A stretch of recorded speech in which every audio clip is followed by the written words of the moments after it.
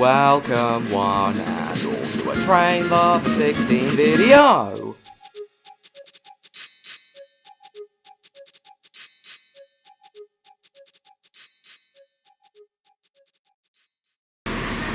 Good morning, everyone. So today I am at Oxford. I'm waiting to get a train down to Didcot Parkway because today I'm going to the Didcot Railway Centre. But I thought first I'd film a few trains in action here at Oxford. So here we've got a class 165. Unit number 165036, and which will shortly be departing for London Marylebone via Bicester Village and High Wycombe. Down there there's an IET. That might be my train I'm getting at 10:56. I was going to get the 10:28, but that was cancelled. So, due to a fault on the train. So now I'm getting the 10:56. There's a few trains that'll come through here first. Unfortunately, it's quite windy today, and there'll also be some rain later. But hopefully that shouldn't spoil our day. Right, in a few minutes' time, the departure board there says the cross-country service to Manchester Piccadilly will be calling here in a few minutes. May I have your attention, please? Customers are reminded to mind the gap between the train and the There's a train coming. There's a Chiltern train coming in from Marylebone. Very frequent service to Oxford, it seems, like every 15 minutes. So we've got a Chiltern train coming in from Marylebone now.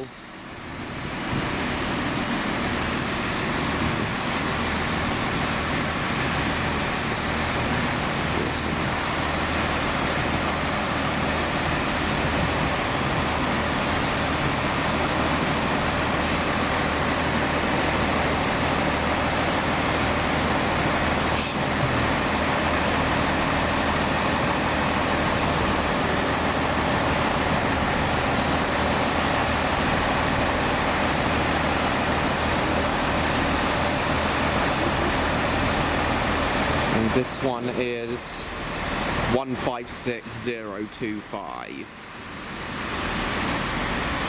Sorry, 165.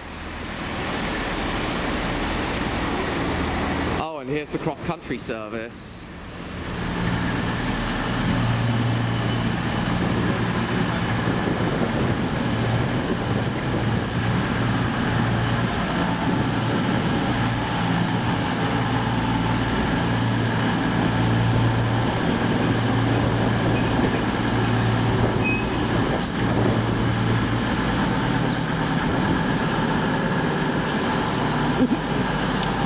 This one's going to Manchester Piccadilly.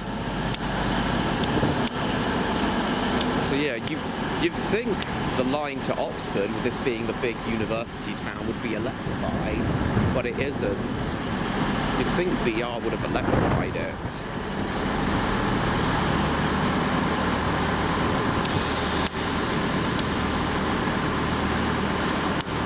Oh, the signal for the Chiltern train has turned green, so it should be on its way soon.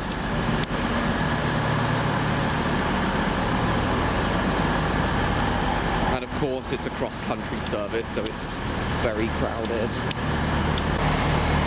Yeah, the Chiltern train's ready to go, all its engines are on.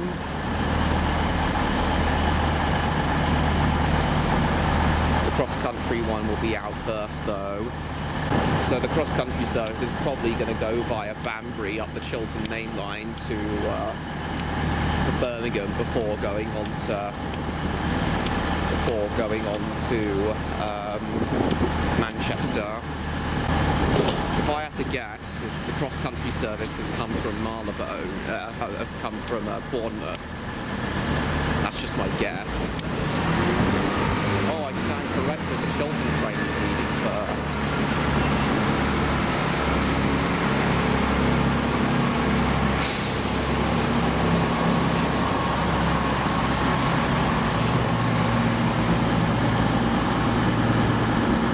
Oh, we've got the Chiltern and cross-country trains leaving at the same time.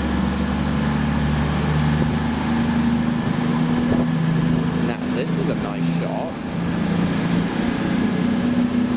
Because they're going on different lines, they are allowed to leave at the same time.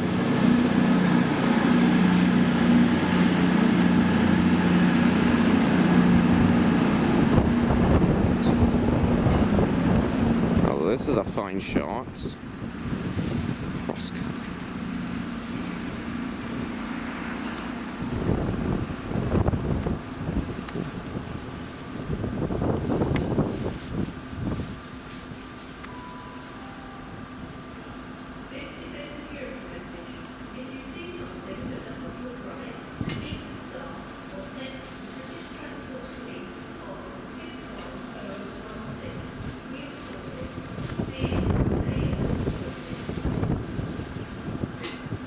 Trying to keep this still, but the lens is so sensitive.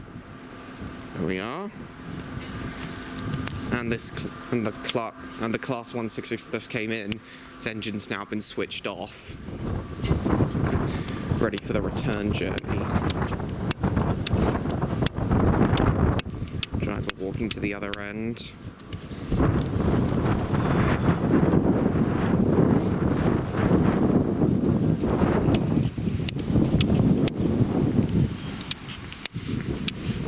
Actually, I think the service from Marylebone to Oxford is half-hourly. But I've done the route to Oxford out of Marylebone before. Now this train is going to Hereford. And it's an IET. God, I miss the HSTs.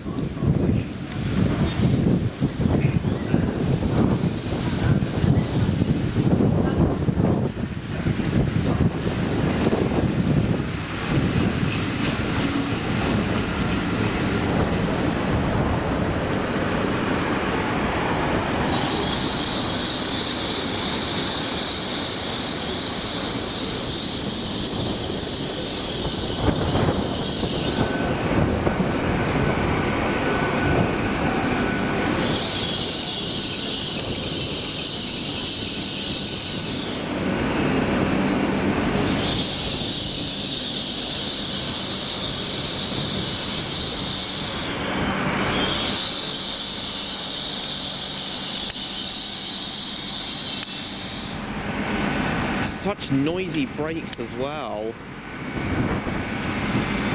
So it looks like it's departing 1 minute late. The Hereford service.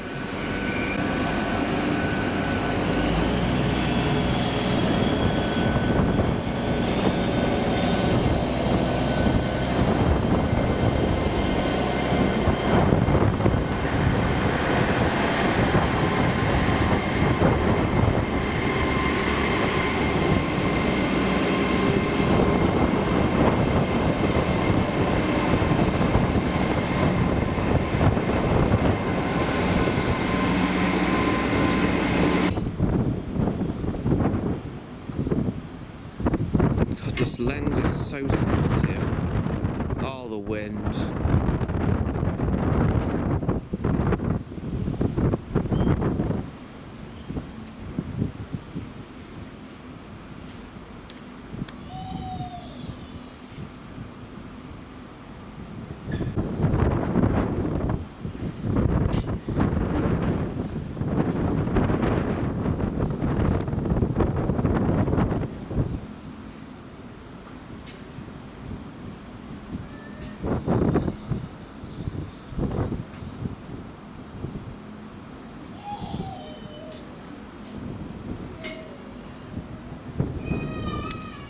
Nice.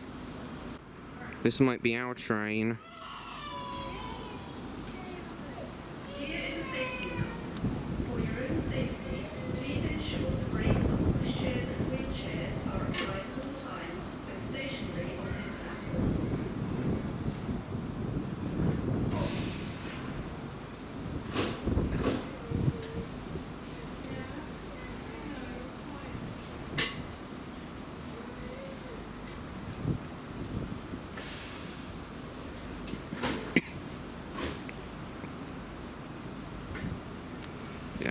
I think this is our train.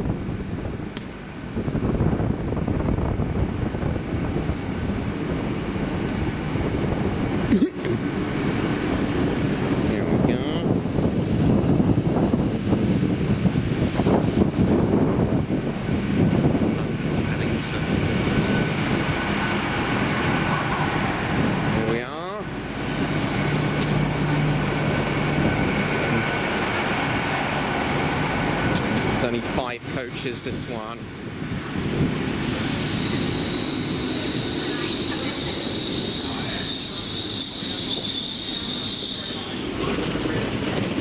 Let's go in the back coach. Just go on at the rear door.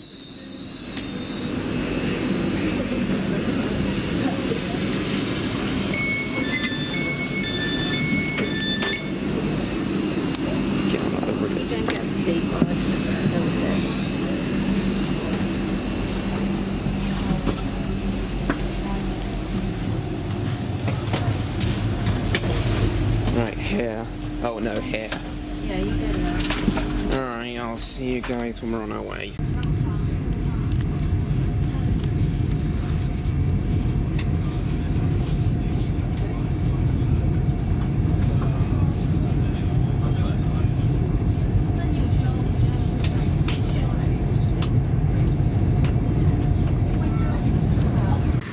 Right, so we've made it to the railway centre, and let's get on the steam train then. So there's 2 demonstration lines, the steam line, and there's also the branch line running as well. So they've got a couple of auto coaches being worked today.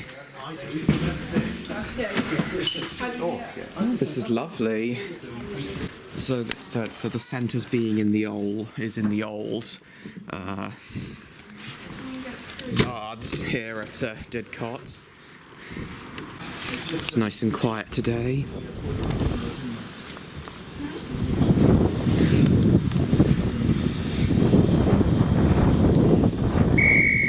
Oh, there's the whistle.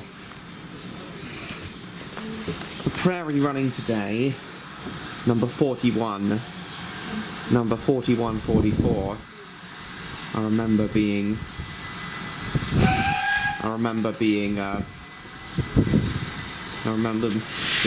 by the Prairie currently running.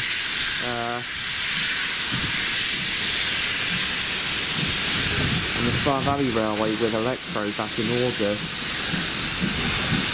We have the very same engine running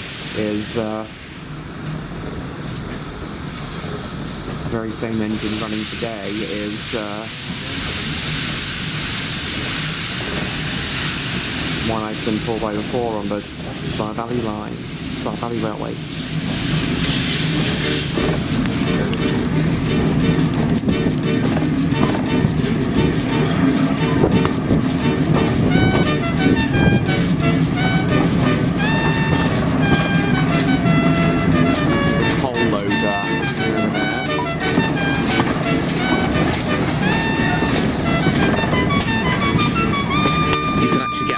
Down and see all those GWR engines up close.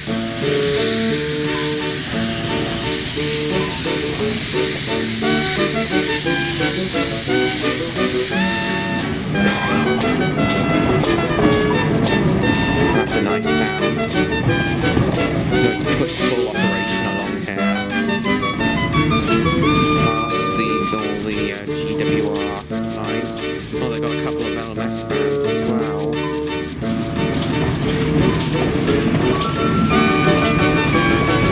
Looks like they've got a prototype. Looks like they've got a prototype.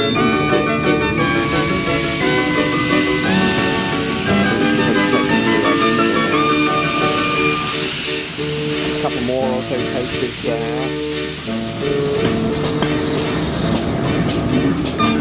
Patio the kids can play on.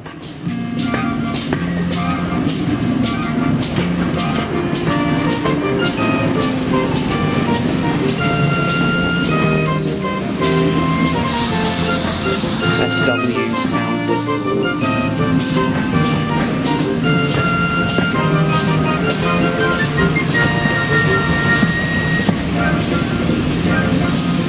Yeah, it's not a very long ride. There's only a couple of demonstration lines. Oh, and there's the diesel rail car that's also going today. I'll have a ride on that later.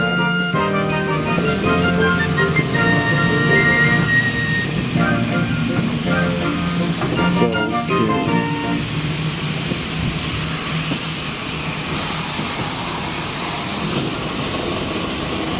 Here we are. So it's not a very long ride, but the short train ride here is only part of this. We go out and have a look. Wait. The short ride here is only part of this. Whether you do it or they do it, I don't know. So these aren't really heritage lines. Well, I mean, they don't run over track bed. These two lines just take you from one side of the two lines just take you from one side of the heritage centre to the other without you needing to walk. Quite a large site. Yeah. They got number 4144, GWR Prairie. Built at Swindon Works. And as I said, I've travelled behind it. I travelled behind this engine on the Spa Valley Railway back in August with Electro. So it's nice to see it here again at Didcot. Well, anyway, now, well, I think all the engines were.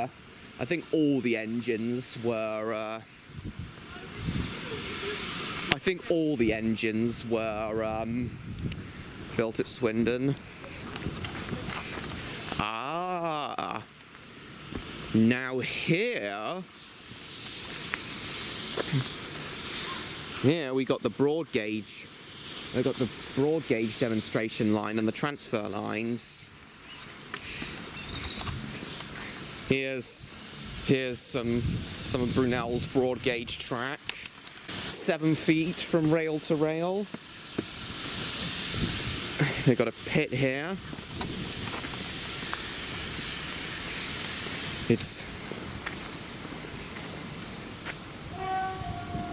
Imagine what the railways would have been like if Brunel had won.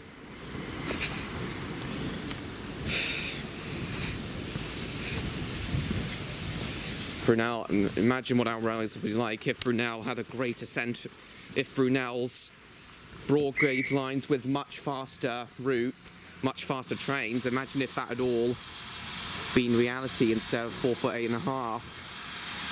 Right, so the Prairie is off again, it looks like.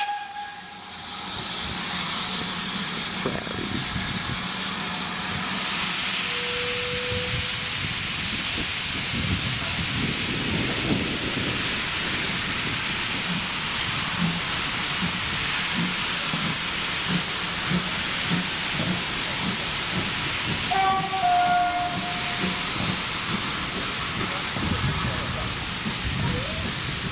And here's the rail car,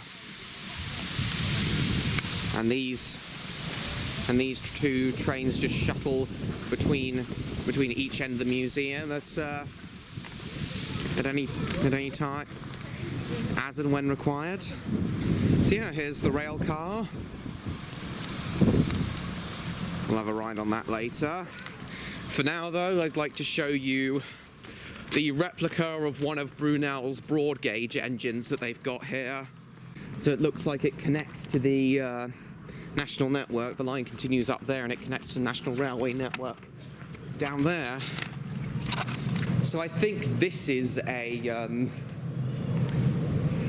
this is one of the original broad gauge steam sheds where they would have transferred goods from broad gauge trains to standard gauge trains.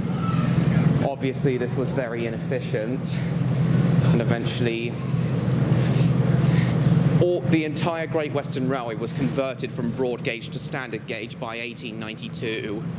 I'm not going to get on the rail car just yet, I just want to have a closer look at these two replica broad gauge engines. No, I can't go on this one. These two aren't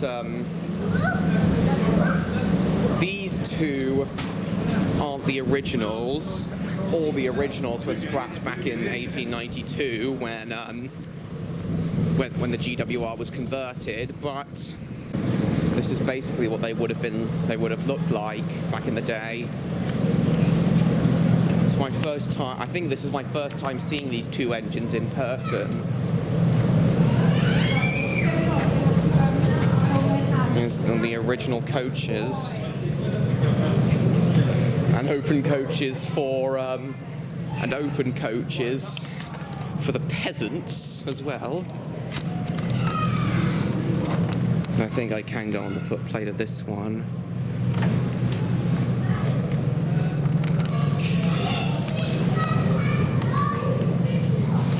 The engine which ran away from Didcot at the down line without its tender.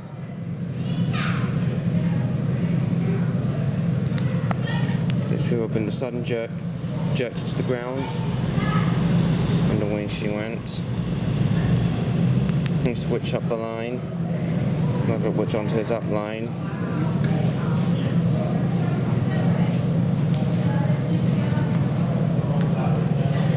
That sounds a bit like, this sounds a bit like the real-life inspiration for Old Iron, the Thomas Story Old Iron, where James traces down where Edward chases down James to get him back.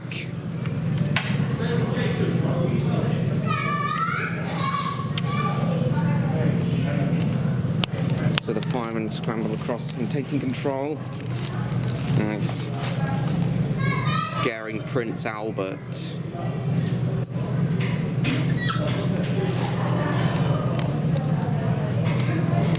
Very wide engines. Imagine if these huge wide engines were what became the norm on here, on our railways. How would have railways evolved if Brunel's broad gauge had been adopted? Could have been so much better. The broad gauge allowed for low centre of gravity, you see. There were many advantages to using broad gauge.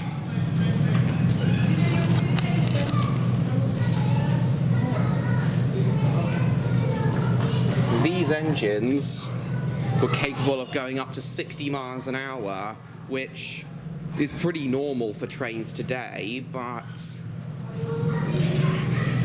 back in the late 1830s and early 1840s, when these engines were built, 60 miles an hour was like mega fast.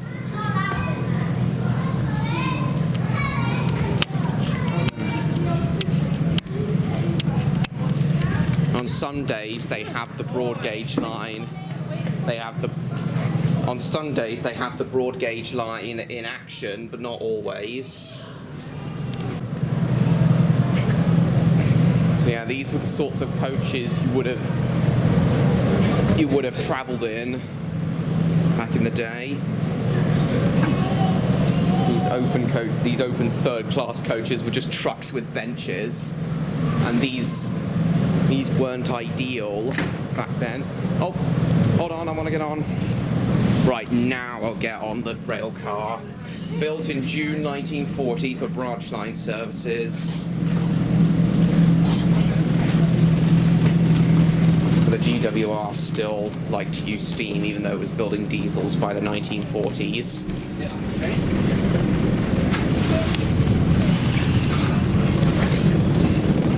Just gave it the ready to start signal.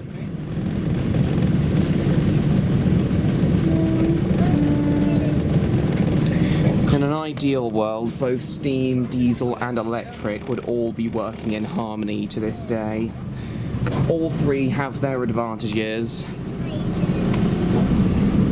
and they can all cover for each other when something goes wrong with one of them. Notice how it's dual gauge here, standard gauge and broad gauge. Very messy points here with the broad gauge and standard gauge junctions.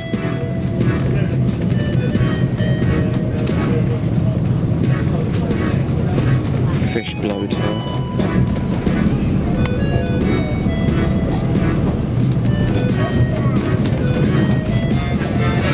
Shame the broad gauge engine can only run up and down this short stretch of track.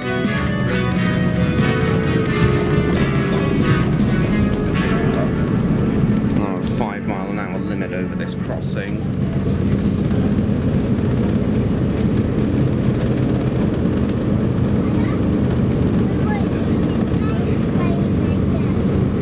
Okay.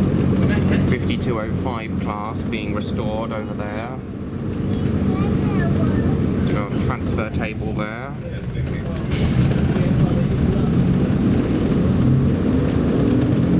Radstock North box.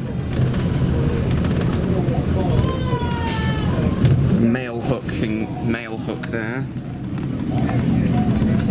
And this demonstration line's even shorter.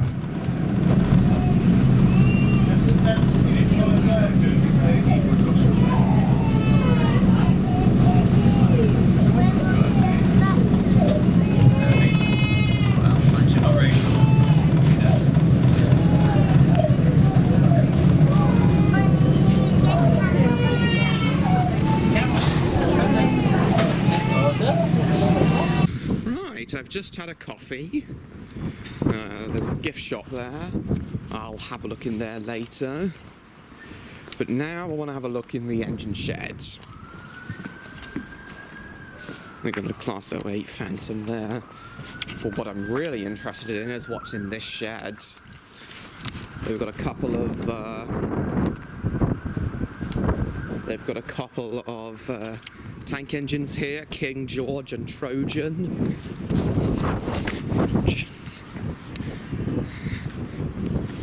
Trojan was recently overhauled and returned to steam a few years ago. And Trojan is said to be Percy's basis.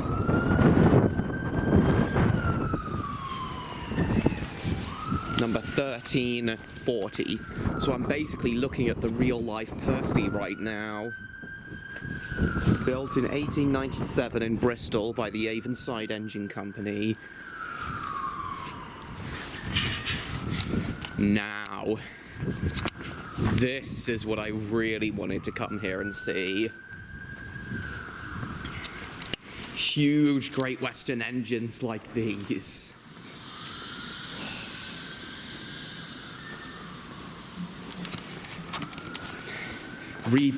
Here's Lady of Legend, rebuilt from Maindy Hall.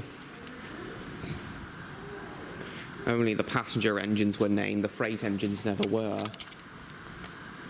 But here we've got a 2800. Oh, low.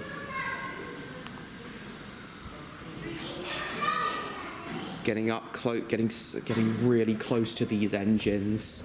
So low down with these huge driving wheels. As tall as me. Burton Angus Hall. Hunderton Hall.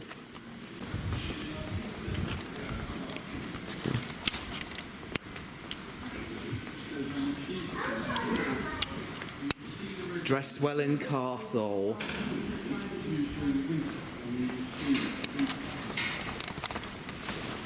Hinderton Hall. So I can tell the difference between halls and castles. The castles have got slightly bigger boilers than the halls.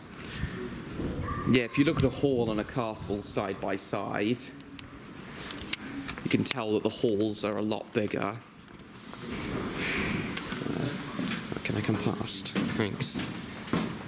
The large lever in the middle controls the amount of steam going to the cylinder.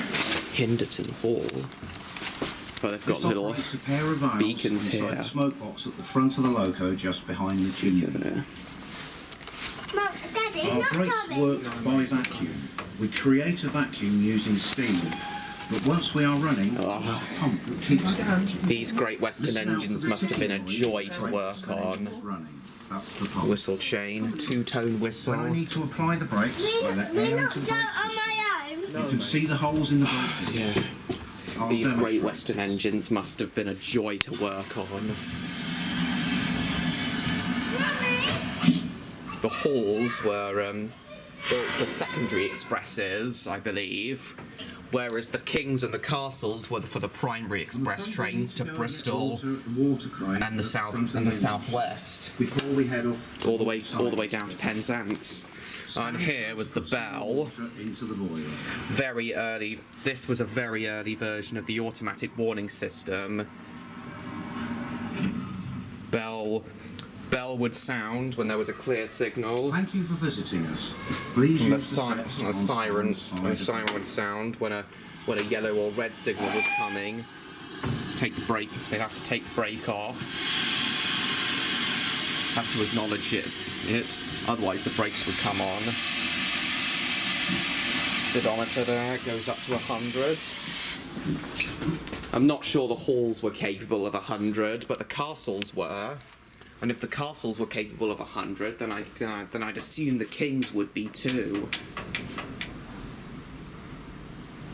I reckon the halls could have done 90 though. Side of the cab when near bridges, tunnels, long it is. January 1909.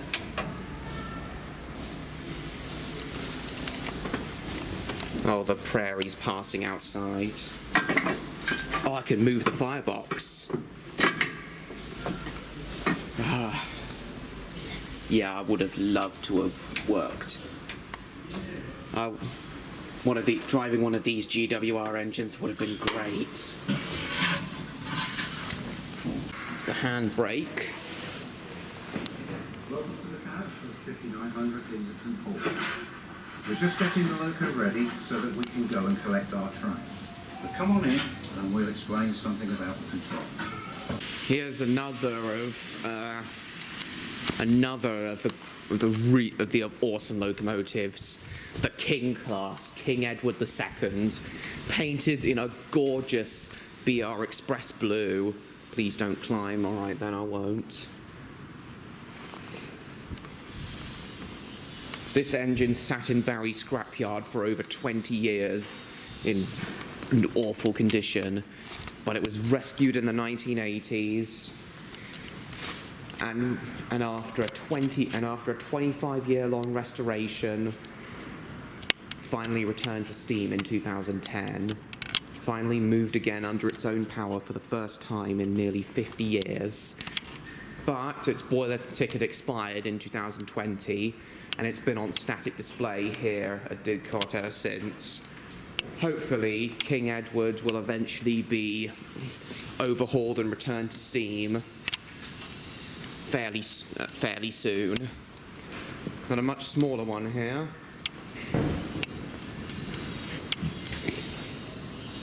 See enormous engines, getting up close to enormous engines like the King class, just such a surreal experience. Huge.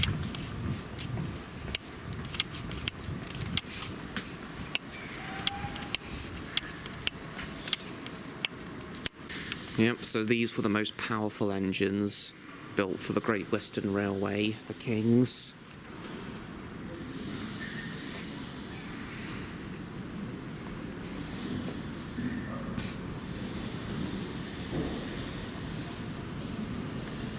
replacements for the rear driving wheels. Returned to Steam in 2011.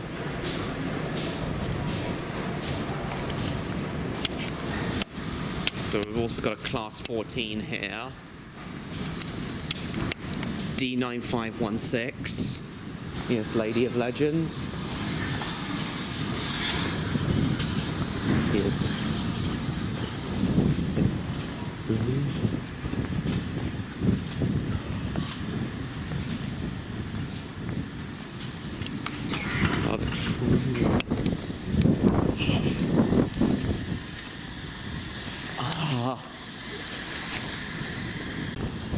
and here we have what in my opinion is the greatest GWR engine of all, Pendennis Castle. This engine famously hit 100 miles an hour on its very last run in BR service. It went so fast that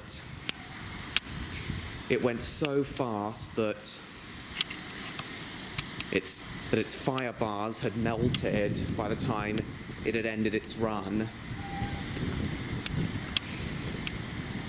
I don't believe Pendennis ever saw the scrapyard. I think it was purchased, it was immediately, I think it went straight into preservation, Pendennis. But yeah, this was the castle that went 100 miles an hour. And it also rivaled the Flying Scotsman on the LNER back in the 1920s. I think Pendennis was trialled on the LNER during the days of the Big Four. And Pendennis's most recent overhaul was completed in 2022, and he's been in Steam ever since. I would have loved for Pendennis to be in Steam today, but oh well.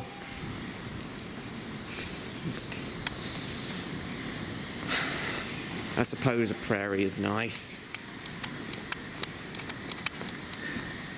Now there's a couple more engines along here.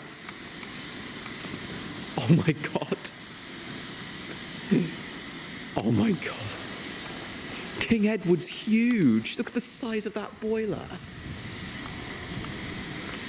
Look at how wide and thick.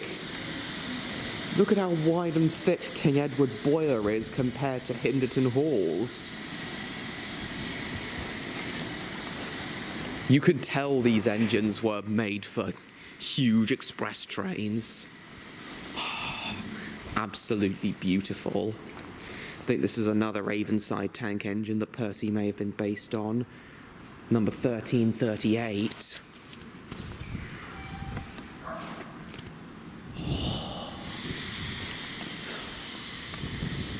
Oh, the Kings are so good. Castles and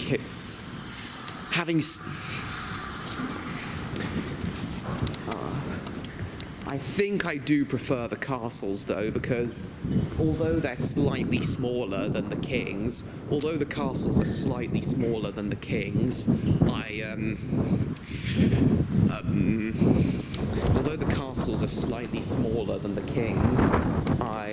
I do think I prefer the castles because they just seem more graceful than the Kings. Great. I don't know why, they just do. Here's the other side of Pendennis. Look at the size of this. Great Western green livery. The logo on its tender is lovely. Love to travel behind Pendennis one day.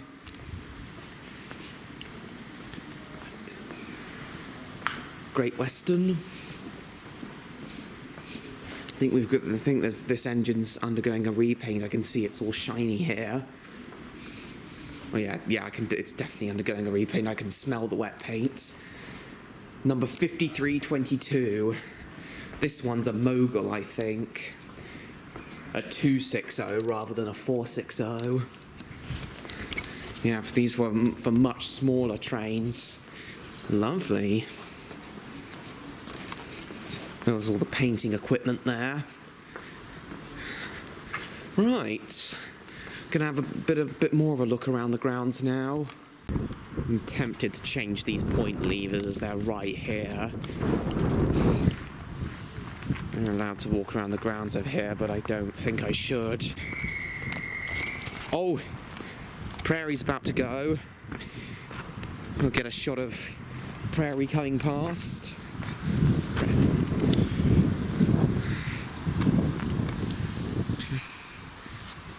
Right, let's get a shot of 41, 44 coming past.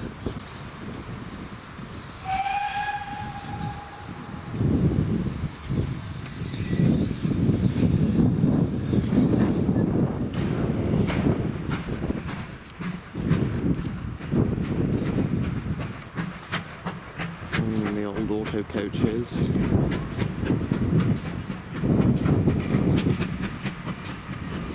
Got good acceleration. There it is. Oh, that must have been used down at Penzance. Lovely.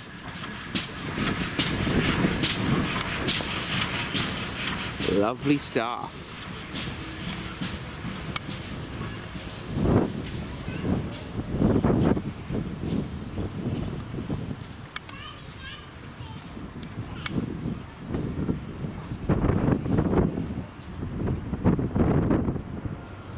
Slowly round the bend.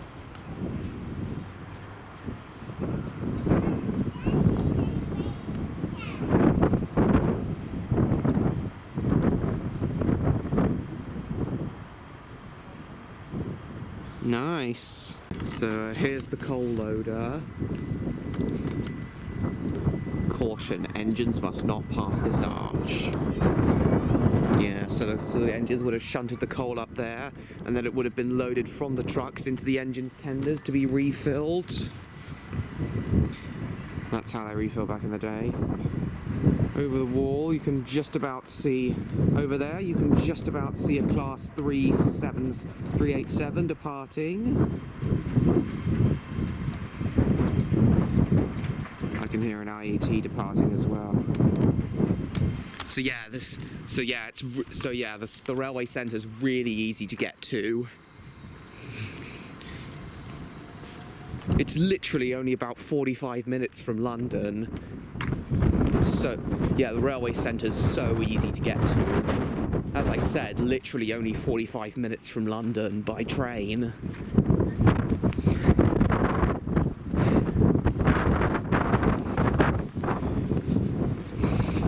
These, the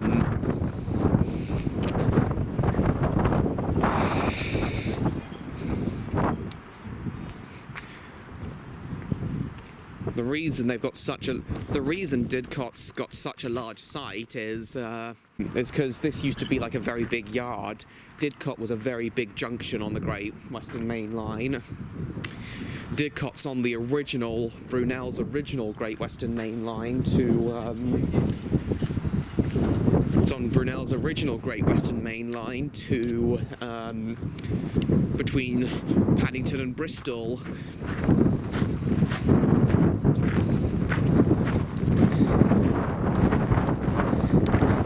Antiquary.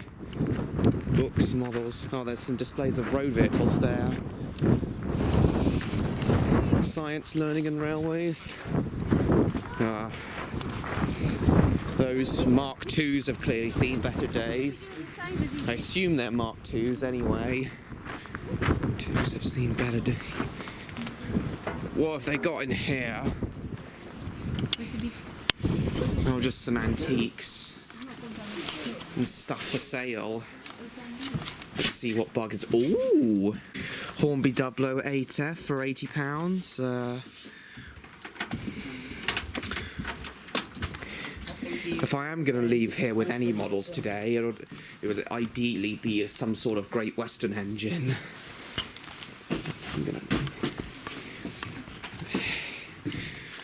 Right, I'm gonna have a quick browse in this shop, guys. I'll be back. Well, luckily for you guys, looks like I'll be doing another VHS review fairly soon, because I just bought this.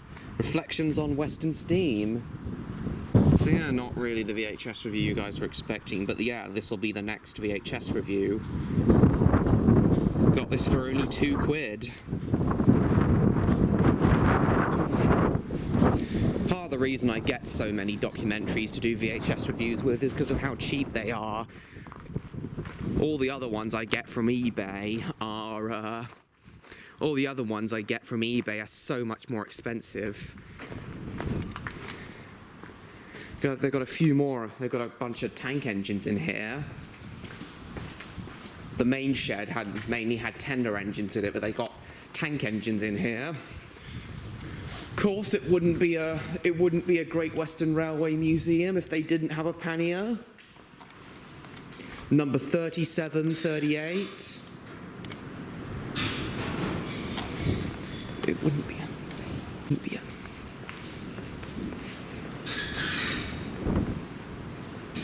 You can hear the wind coming through the shed. We've got another prairie here. Designed to haul fast suburban commuter trains. So the prairies would have done the same sort of work that the Class 165s and now the Class 387s do out of London Paddington.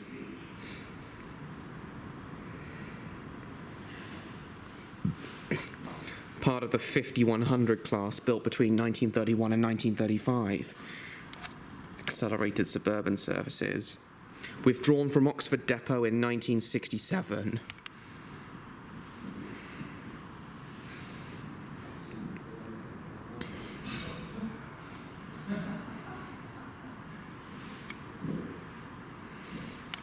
So this engine never saw the scrapyard either.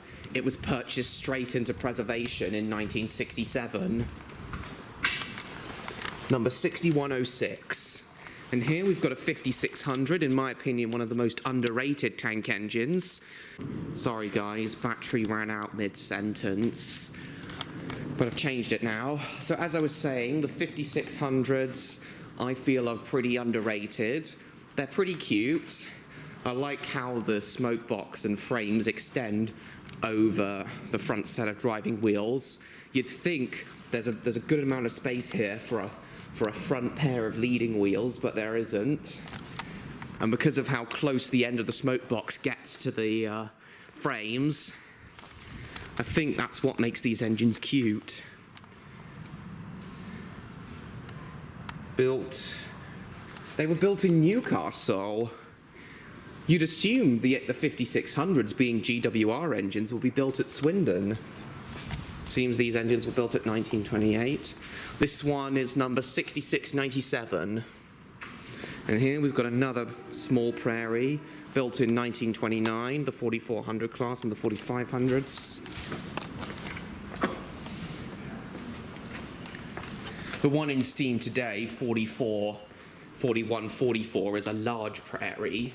So there's the small prairies and the large prairies. This one's a small prairie. This one is number 5572.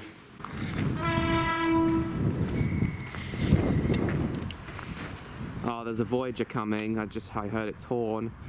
Oh, it's going around the other side. That's another thing to love about this museum. How it's literally smack bang in the middle of the main line. So you've got the Great Western Main Line on that side, and the loop line round to Oxford and the Cotswolds round there.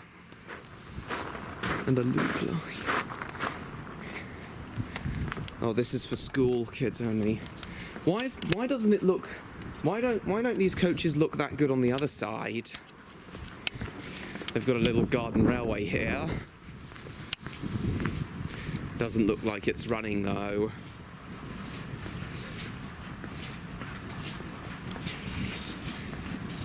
Yeah, it doesn't look like there's any trains on here. It's a very charming place. I love this. This is a very charming place. Got toilets here. Who would pay for that? Rivals reunited. Pendennis Castle and Flying Scotsman. 12th of May to the 2nd of June. Lovely.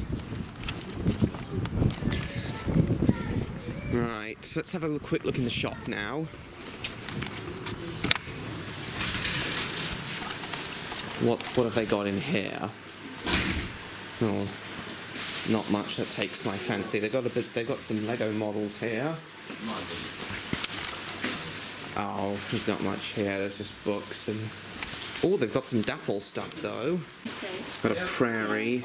They've got a Mogul. 189 quid. Oh, can't afford that. Can't afford that. Let's afford that.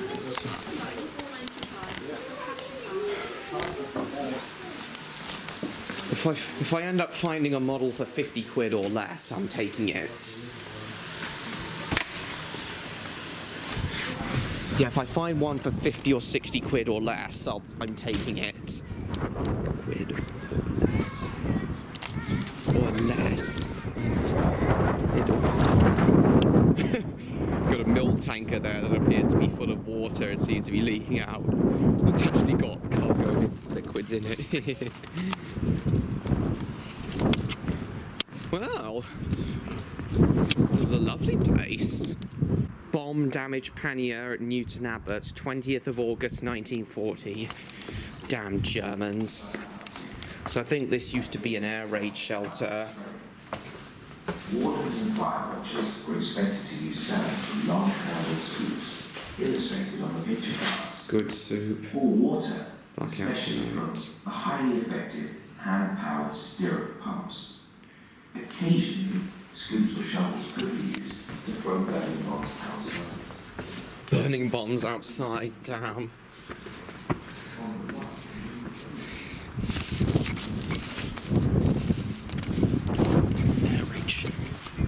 All proceeds from in that shop fund the restoration of 7202 and 3822. In that case, let me see what they've got in here. Hello. Right, what have they got? Might take my fancy. Yeah, if I'm leaving with anything today, it would ideally be second-hand Great Western engine. So on hers, I put Loco, £5. They've got an intercity buffet car there. Says he knows what he's talking about. It's a lovely man.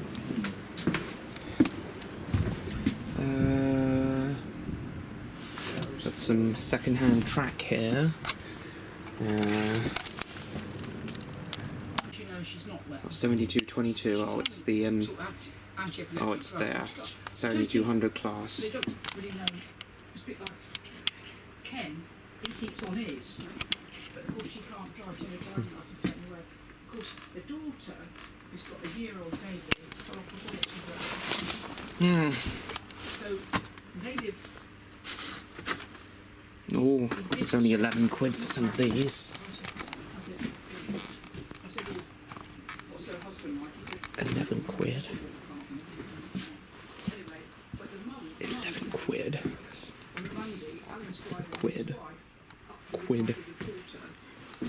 Leave her up there, come back up Friday. Okay, so I've just bought a class 35. 45 quid, which ain't too bad. Don't have too many diesels at the moment, so I was hoping to go home with a castle or a king, but this class 35 will do. I don't have too many diesels at the moment on my layout. It's class 35. Can I get this one?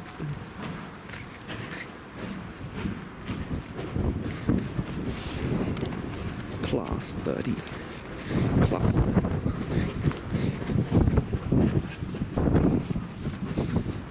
Okay, so Prairie's coming past again.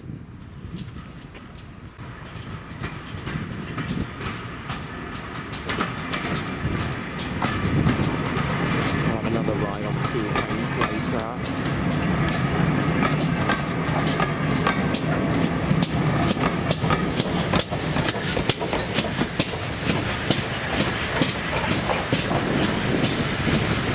Lovely stuff. Oh yeah, this is a good place to film. Oh, a bit too far in.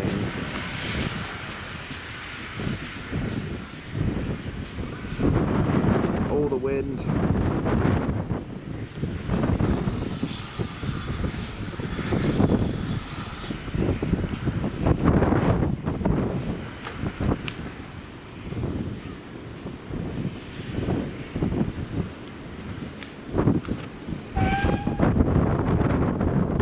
Oh shit. Okay, so I'm now in the cafe. I've just had sausage roll and chips and Diet Coke. And now for dessert I'm having chocolate cake, which is very good. It's a very good chocolate cake, so got all sorts of posters from the Great Western Railway. I didn't notice these before. I noticed that map, but I didn't notice the posters. Penzance, Devonport, Cornish Ferry, Aberystwyth, the Glorious Thames, Oxford, Wales, Devon, all destinations the GWR serves. Very, very nice Art Deco posters. There's even, well, I did notice that wartime one over there. Very nice. Right, I've just finished lunch. Got time for a couple more hours here. I haven't been in here yet. I didn't notice this building. The Museum and Archive building. Old pennies and platform tickets. Oh! This model was presented the late Malcolm Peer, dedicated to his memory. Robert Howard, he died when he was only 27. That's a shame. There's Isambard Kingdom Brunel, the launching of the SS Great Eastern in 1857. Dean Single Long-overdue. Dean 422. Express locomotives, built for West of England expresses, superseded by engines like the City class. The City class. Here's a detailed map of the Great Western Railway. Went down to Shawford and Twyford. Down to Southampton and Andover, to Salisbury, Yeovil, Weymouth.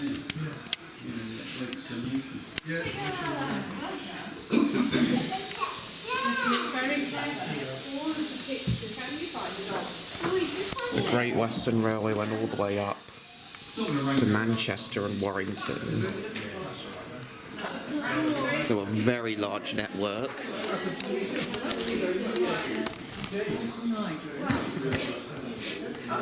Fishguard Harbour. I think the ferries to Rosslare now go from Pembroke Dock. Ian Allen Rail Tour. Paddington, Worcester Shrub Hill. One of Pendennis Castle's old nameplates. Lady of Quality. Wedding Journal.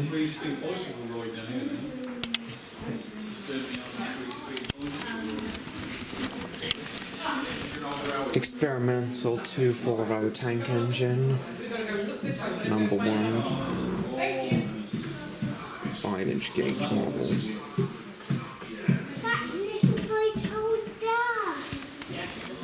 Car horn. Taunton, built 1952 Swindon.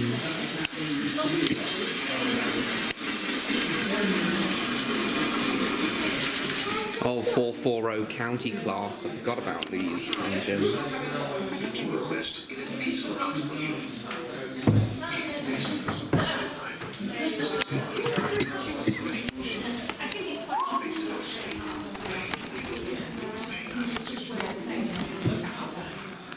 Triang Clockwork GWR engines here. Also some more Hornby Dublo stuff.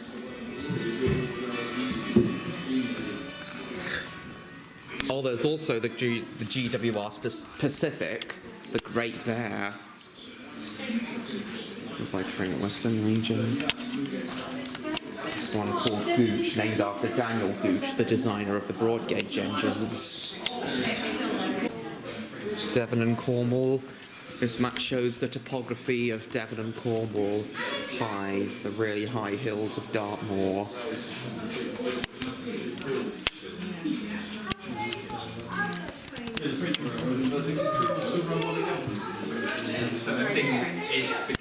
Nice to do is GW now. The Western region of British Railways.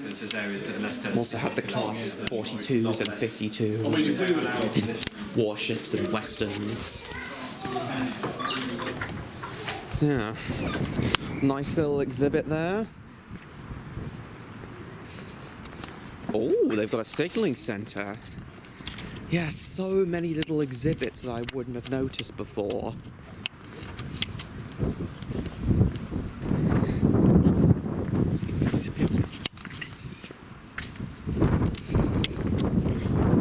Another air raid shelter, this one fenced off. Never stopped developing. Signals have always been controlled by the people, very true. Signs for signal boxes. Can you pull these levers? Yes, you can. This one moves this. Oh my god. Oh. The lever I'm pulling moves that signal there. Wow. Oh, that is so good. What about this one? Down. Oh. And this one moves the signal outside.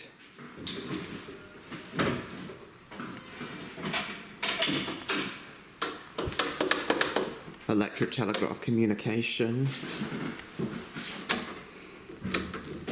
Normal. Train online, normal. Electric telegraph. Oh, activates the bell over there.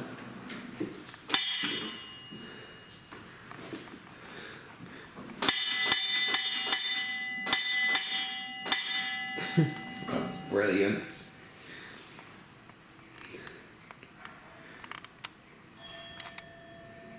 Let's do a Pendennis Castle's number. So 4079.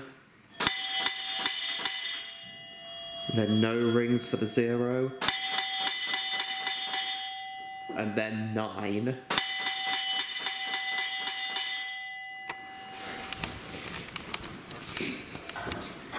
And discuss it. Automatic train control cab apparatus.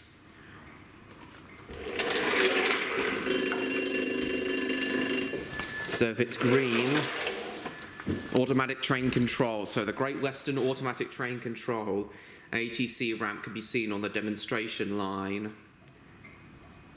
The signal aspect changes.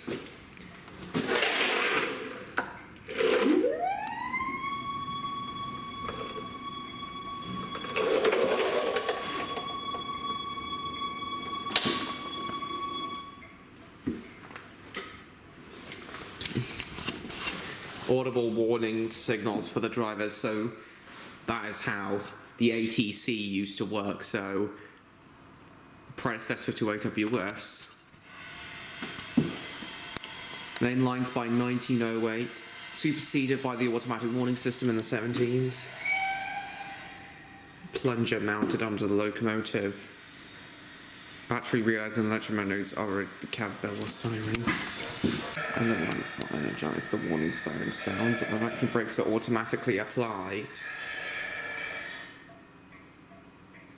The warning brakes are automatically applied.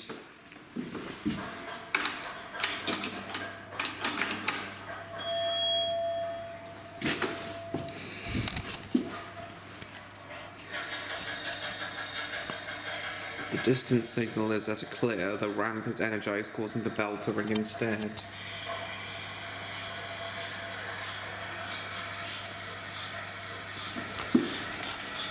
So if the driver acknowledges the driver acknowledges the siren.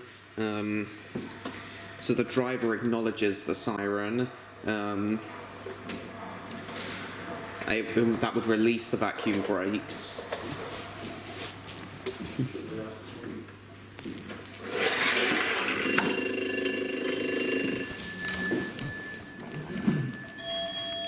Battery realizing.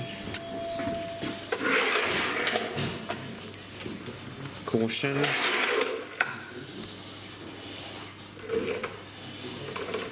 Nothing.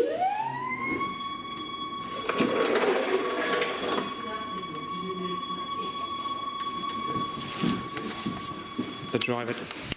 So yeah, the driver must acknowledge the siren, or else the train stops. Oh, this is like an electronic signaling system.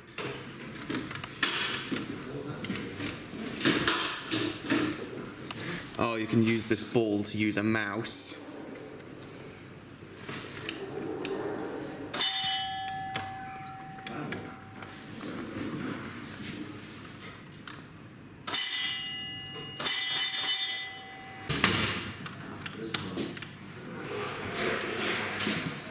Mouse and keyboard to use Thames Valley signalling. Do not control anything. Operator Didcot workstation until 2016. Current signals have been upgraded and the self-computer programs are more dynamic.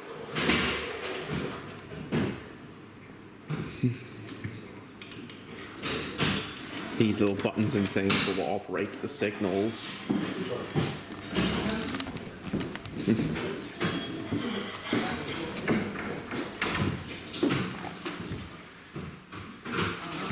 Oh, the Swindon panel isn't open today. Visitors are encouraged to have a go themselves. How you can get involved can be found on our website. Leaflets on your right. The Swindon Panel Society. So yeah, this is locked. It looks like I can't go in here today. Oh well. Oh yeah, look. Signals. Press this button and you can change the aspect. So, orange, yellow. Come on. And there's green. So it used to be white for all clear. Now, of course, it's green for all clear. But green used to be caution until that colour was replaced by yellow. But red has always been.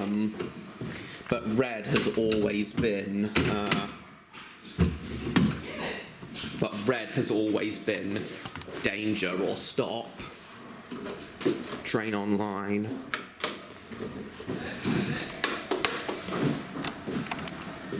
This is how the interlocking system works. First installed in 1860 and invented by John Saxby, the GWR introduced their own design in 1872. Railways to interlock points and signals can only be pulled in the correct combination.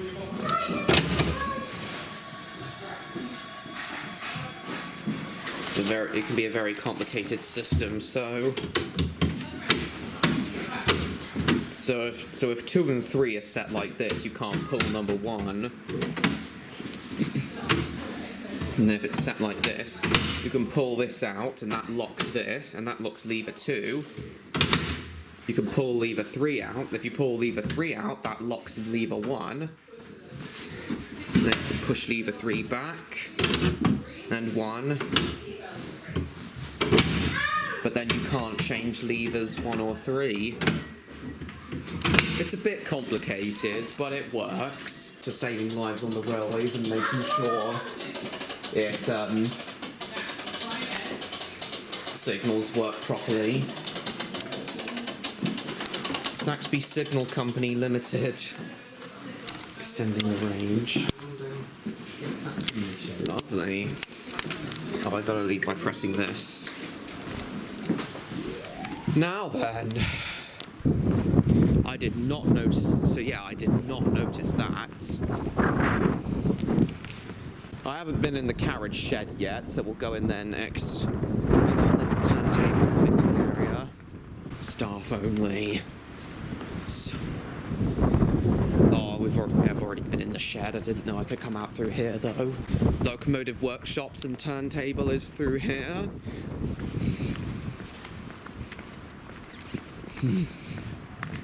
Bum bum bum bum bum bum bum bum bum bum bum. Bum bum bum bum. Tea bell. So you ring that when it's tea break time. This door must remain unlocked when premises are occupied.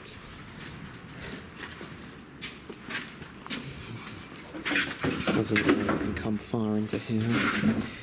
Completing. Restoring county class number 1014. Nice. Me buying that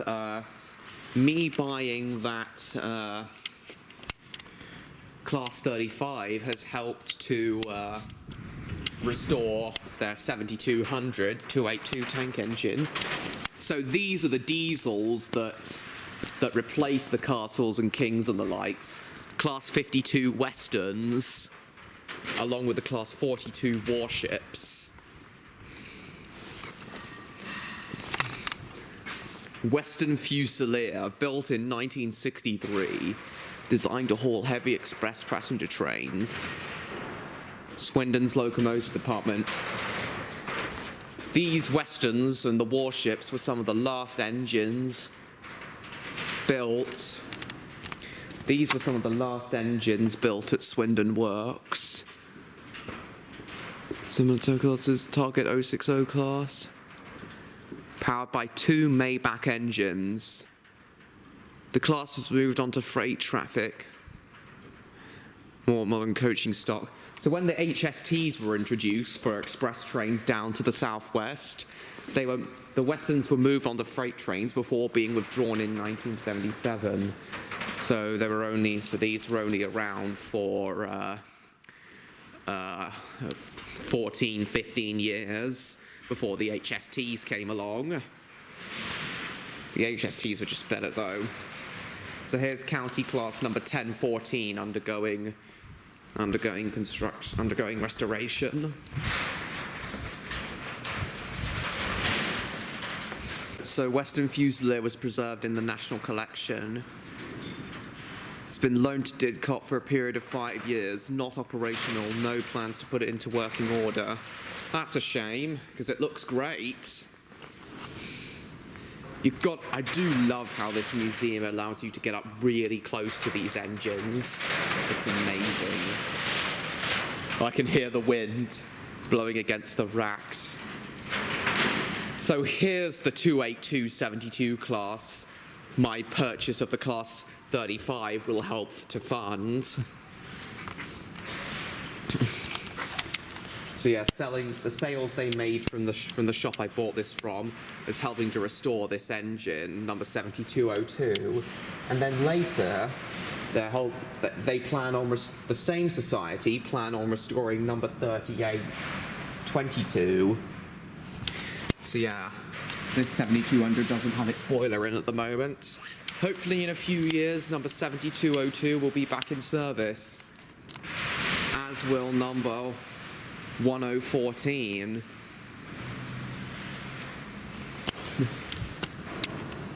And over here we have Cuckoo Manor,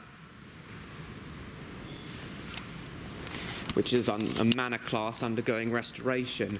And we've got another pannier being overhauled here. The only manor obtained directly from withdrawal from British Railways was bought by a society member in 1965 and arrived at Didcot in 1970. Held in high regard by crews. Lightweight express passenger. So the manors were lightweight express locomotives for secondary lines such as the Cambrian lines in Wales. First modern passenger engine seen there. Yeah, hopefully one day Cuckoo Manor will be back in service.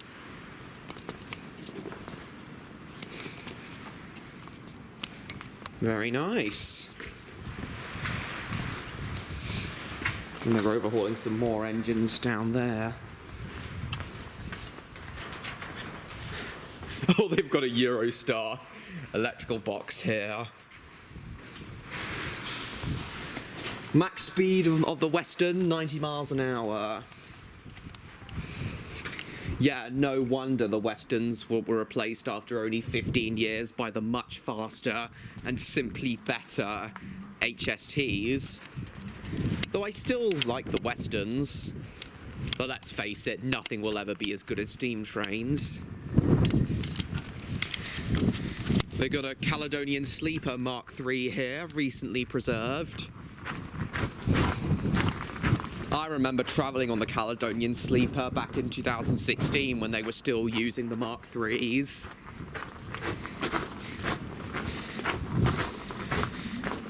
Now of course, they use Mark Vs.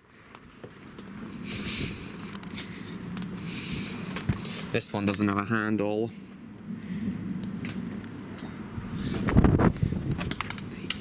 Oh, careful. Yeah, now of course they use Mark Vs. Mark Vs.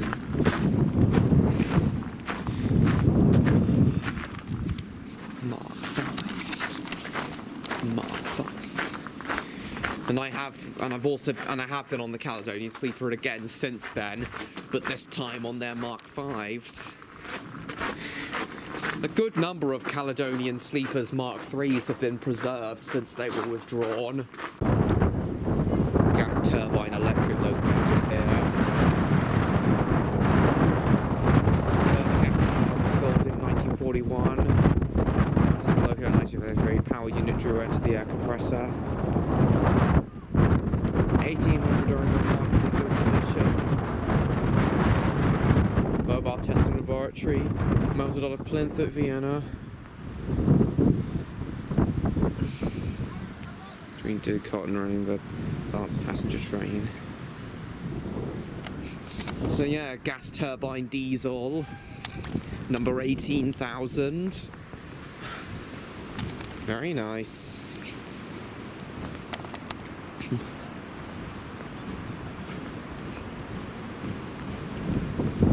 Towed brake van over there. In fact, those wagons there are definitely in need of restoration. Now let's have a look at the carriage display. Oh, the prairie's coming back. So they've got a rail motor here. Steam rail motor, the first multiple units that are very common today. There goes the prairie.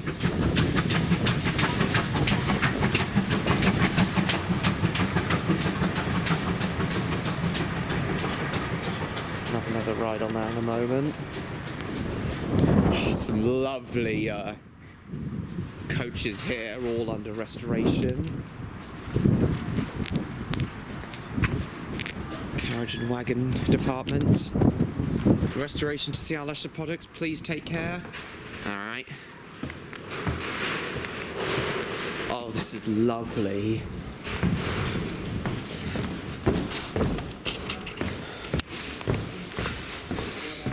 Great Western chocolate and cream. Very nice livery. Parcels van in here and also transported milk. Milk containers. Milk churns. Oh. So all the coaches would have been painted in this lovely chocolate and cream livery, while most of the engines were green. Oh, absolutely gorgeous. Got a lovely 4-wheel coach here. 6-wheel coach, 8-wheel coaches, bogie coaches. Got another one under restoration here. What have they got through here? Another Great Western Heritage Railway I'd love to go to one day is the Paynton and Dartmouth Railway, better known as the Dartmouth Steam Railway. Those are lovely. That's a lovely railway.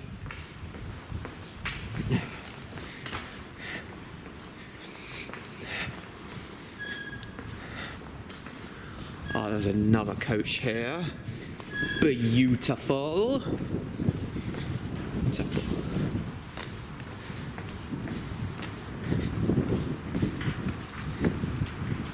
Okay, I think now I'm gonna go back and get the battery. I left my battery charging in the cafe, so I'll go back, change the battery, and then we'll have another ride up to the goods shed on the diesel rail car. Right, so of course I've brought these three along today. We're now gonna have another ride on the diesel rail car. Hello again, guys. Nice to see you again. Hello. I'm loving this place so far. It's enormous.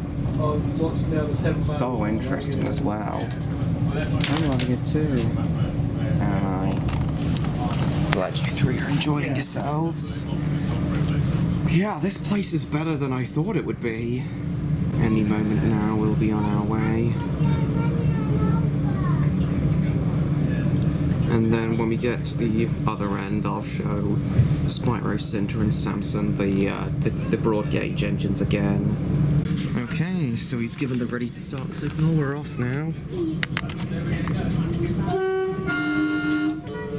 At last.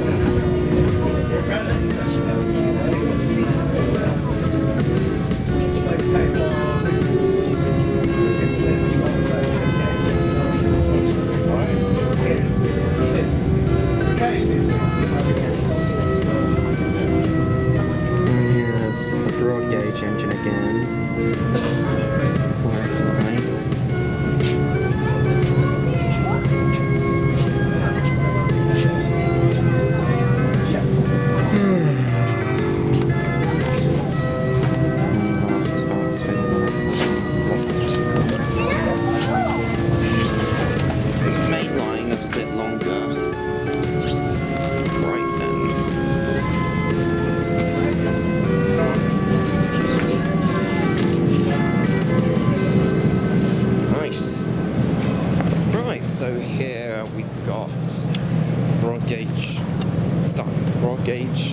collection again. Really slow. Ooh, wide. Very wide. So what do you three think of these broad gauge engines? Well, they're really wide for such old engines. I mean, really, how wide? To think these engines are like, these engines were truly ahead of their time with how big they were and how fast they could go. There's room for a crew of 4 on this footplate, let alone a driver and fireman.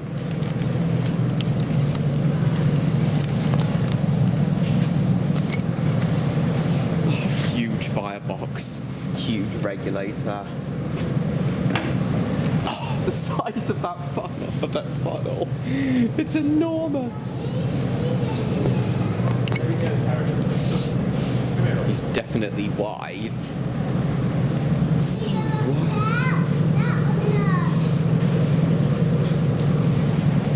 I had no idea it was possible for trains to get this wide. Well, now you do, Cynder.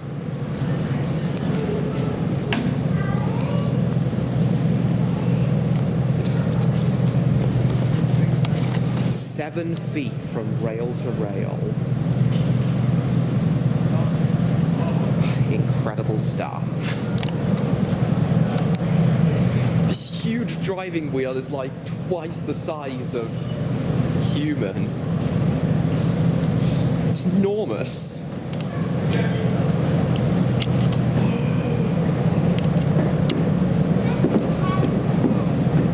Enormous smoke box, enormous chimney, huge buffer beams. Again, a giant driving wheel, giant suspension, giant boiler, giant firebox, giant tender, giant everything.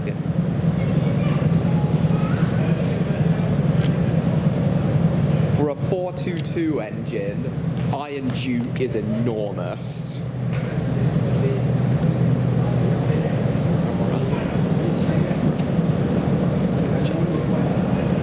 The camera can't capture just how big and wide Iron Duke is. Oh, and the rail car's heading off again.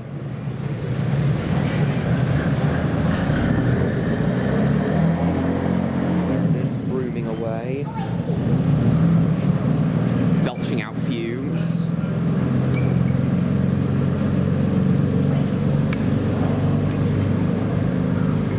Trundling out of the goods shed. But yeah, as I said, it simply can't capture just how... The camera simply can't capture just how big and wide these broad gauge engines are. You've got to come to Didcot and see these for yourself. You will be amazed at just how big these engines are, considering they're only a 422. Just imagine how enormous the likes of the Castles and the Kings would be if they were broad gauge. If a 422 is this, if a broad gauge 422 is this big, I cannot get over how wide this tender is. Like the tank is so flat and so wide. But then again, Brunel and Daniel Gooch did want huge engines with low center of gravity. Nice. If Brunel was still alive, if Brunel were brought back to life, I do have to wonder what he'd think of his broad gauge tracks being turned narrow gauge. I'm in the inspection pit of the broad lines. So the likes of Firefly and Iron Duke would be brought under here. The guy would lie flat down there to inspect these guys.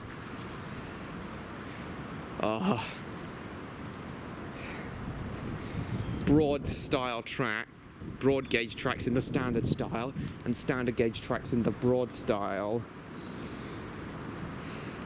See, as I said, there's great gaps here with ballast, tied together at intervals. Sleepers are laid longitudinally.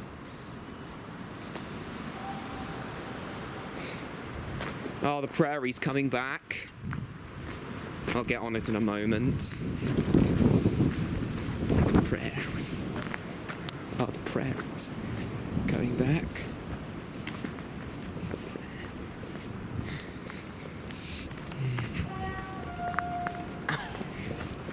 The rail car's also coming back now.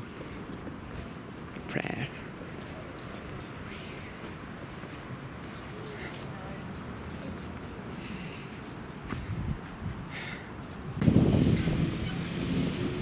Here we are.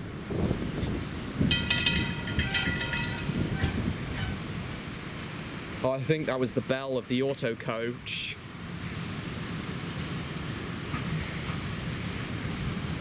Prairie 4144 looks so much better with auto coaches than green VR Mark 1s like it had on at the Spa Valley Railway.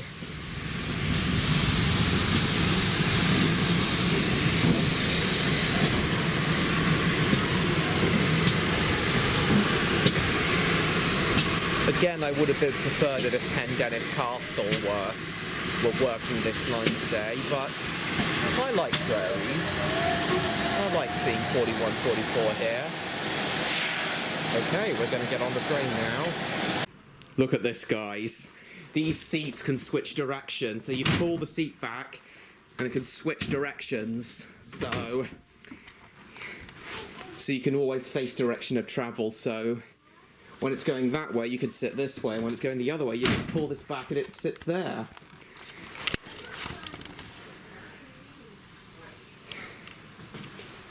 Oh yeah, and these auto coaches were also ideal for push-pull operation. So this regulator here can be mechanically linked up to the regulator on the engine at the other end, control the speed, and it can push at the back.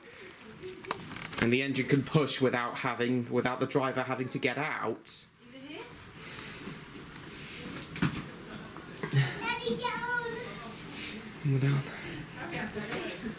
I don't think the driver was controlling 41, 44 from there just now. I think he was just using the bell, acting as a lookout. These auto coaches would have been used on rural lines in the southwest. Voyager passing us here. 8-car Voyager.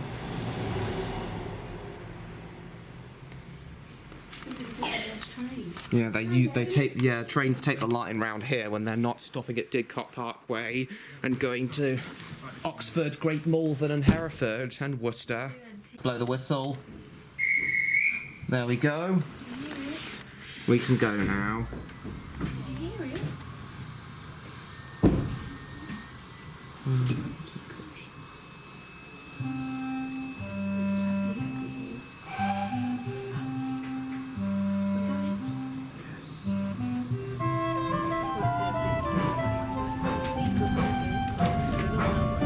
Oh man, really good acceleration. Obviously steam engines don't have as good acceleration as diesel and electric trains do, but the prairies have got pretty good acceleration. They are indeed perfectly ideal for suburban commuter trains, which is what they were built for. But I don't really think they would have pulled auto coaches. Auto coaches were mainly used further out west, like in around the Gloucestershire area. Auto coaches would have most commonly been seen working with 1400 tank engines, which is Oliver's basis.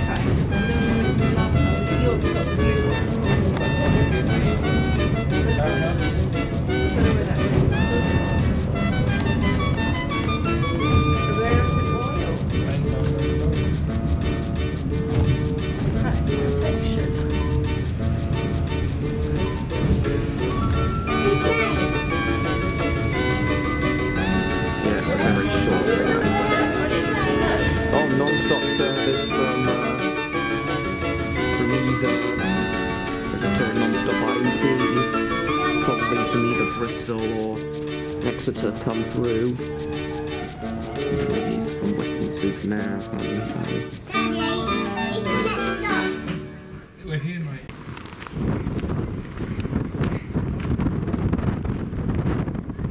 Very large 20-ton hopper there. And another towed brake van. They've got several towed brake vans. Balance sidings over there. With how large this site is, you can clearly see.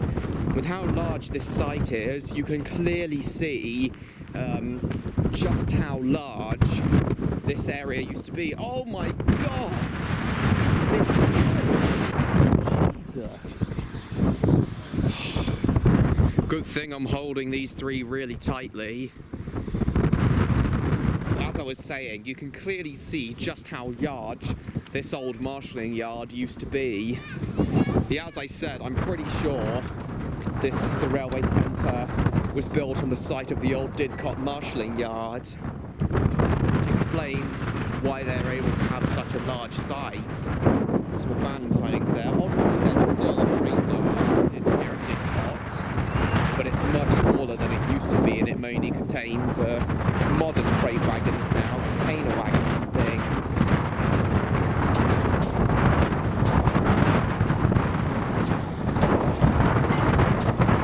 Yes. 41, 44 in the auto coaches heading back.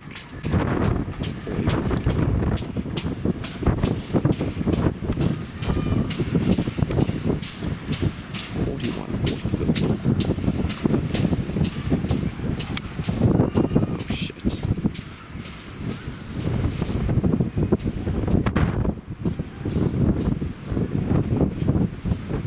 One side to the other.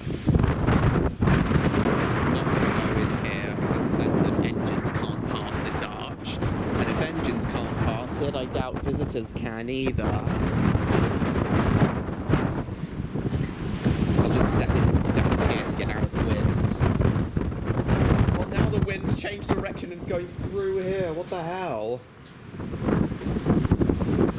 So these tubs would have, these little tubs, the coal would have been transferred from the trucks into these little tubs, and then the tubs would have been pushed to that chute there, and then dumped into the locomotive chambers or bunkers to refill them.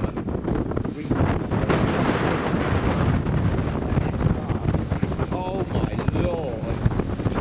So yeah, that's how engines would have been refilled back in the day. Obviously on most heritage railways now they use JCBs. I wonder if that coal chute is still in use. I wonder if the railway centre still practically use this coal chute to refill their engines.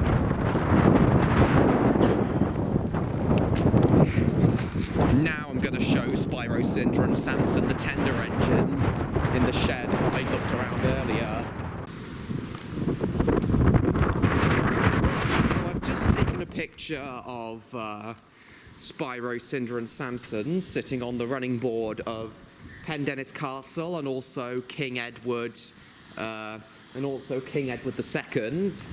And now they're sitting, and now they're just chilling on number 3822. I've done a bit of research, and 3822 is actually a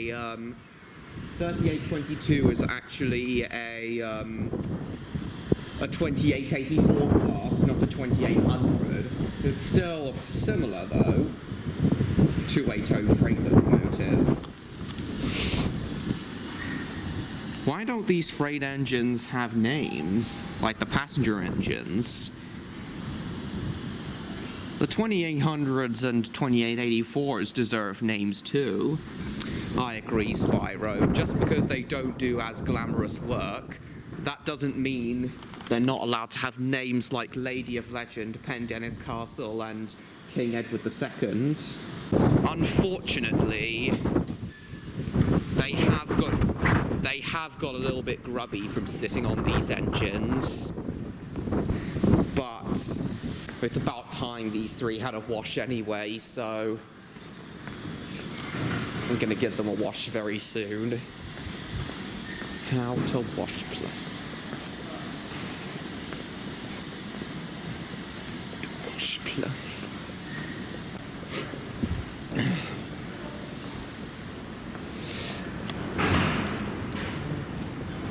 Oh, this is exit only.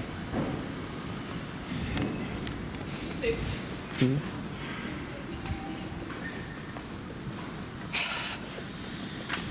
Never seen.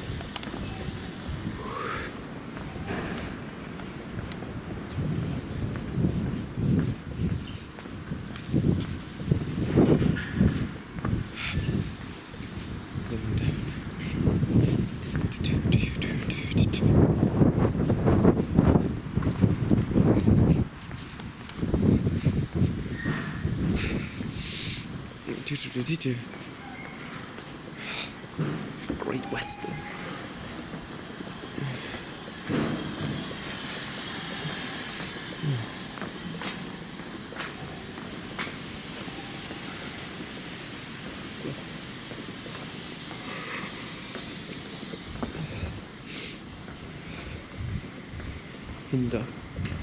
Hinderton Hall.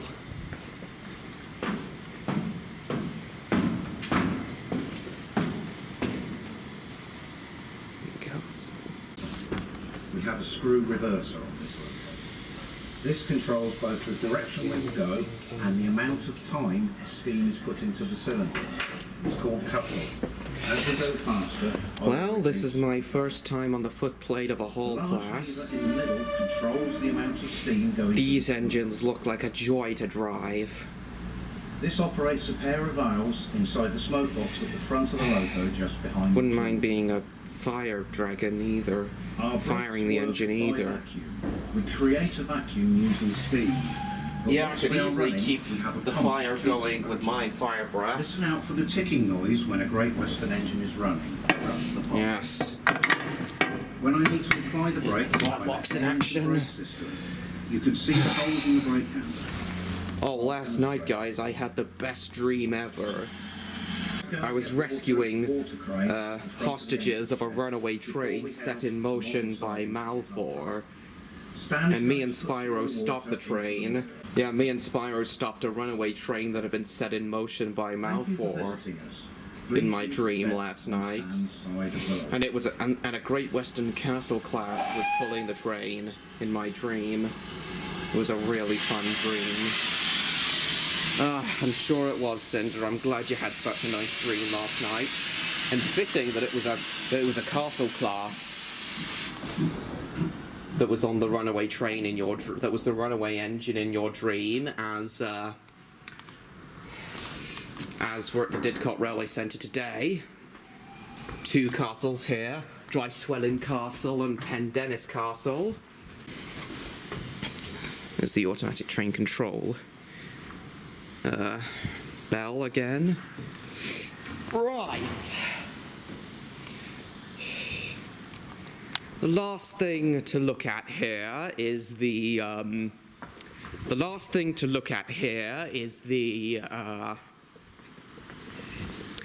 vehicle exhibition, so I guess I'll meet you guys there. Right, this is the last thing to look at, the road vehicle display.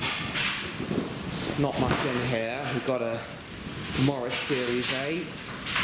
Got a few milk transporter wagons, trolleys and things that would have been used, and parcels trolleys and things that would have been used at Paddington.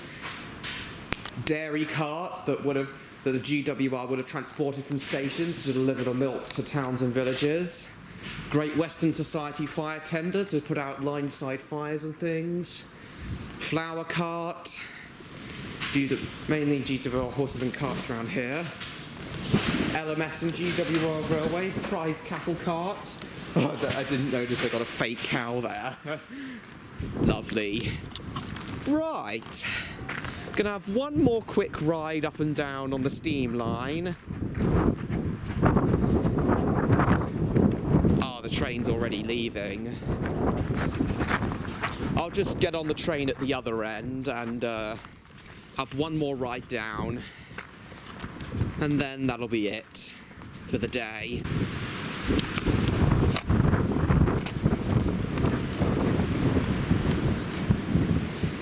Right, the prairie's coming back now.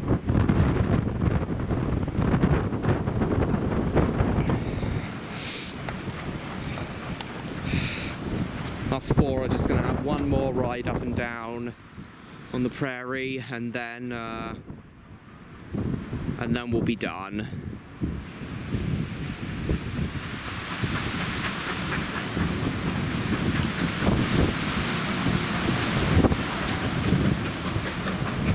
Then it'll be time to head back.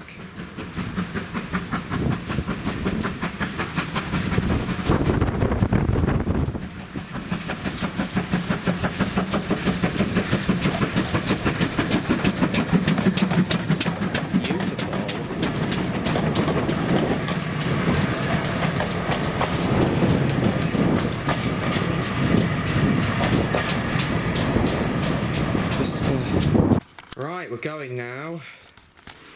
So we're now sitting in the sideways seats.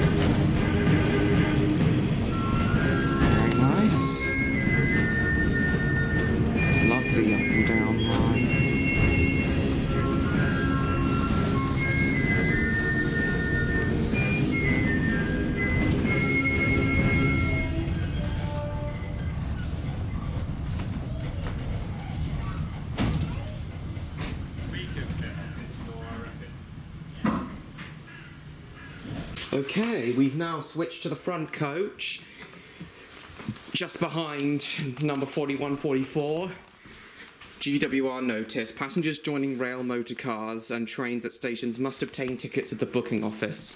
Well, no shit, Sherlock. Handrails here, like on the underground. You could tell these coaches were designed for commuter trains. To stop train in case of emergency, pull down the chain. Penalty for improper use, £5. £5 would have been much more money back in the 30s. Okay, we're heading back. We're heading straight back now. We're very quickly heading back and forth.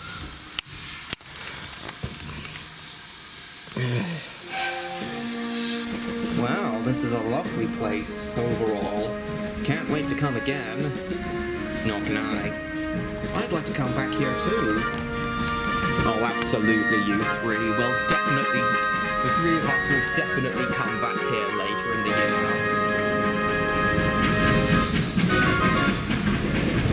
I can easily get here.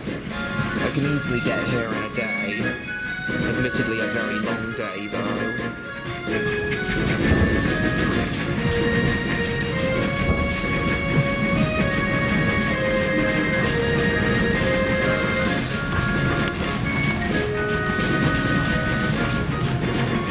This is an enormous place.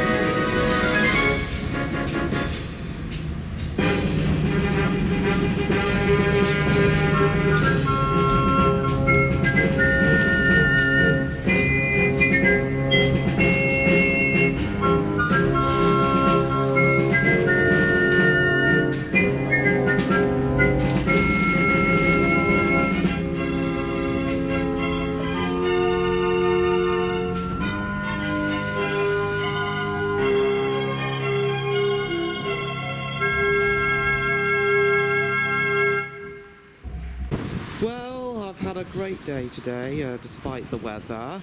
Our train is now arriving. See it down there. Our train home is now arriving. Very tired now. I'm gonna go home now. But I'm definitely coming back later in the year. It was brilliant. Service to London Paddington. Holding at Reading and London Paddington. This train has 9 coaches. First class accommodation can be found in zones 1 and 2. Standard class in zones 3 to 9. Cycle spaces in zones 3 and 8. Wheelchair facilities in zones 1 and 9. There we are. Shame it's across 800, but oh well.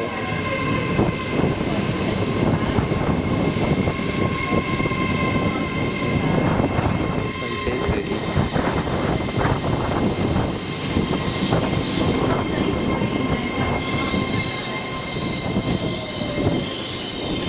Right, so that's it for this vlog, everyone.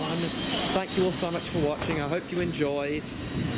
Please like, comment, share this video with your friends. Don't forget to subscribe to me, Train Lover 16, if you haven't already, to stay tuned for my upcoming content. And also go follow me on Blue Sky, Instagram, join my Discord server, and go and buy my novel, The Spy and the Super Dog, if you haven't already. And I will see you all in my next video. Goodbye, everyone.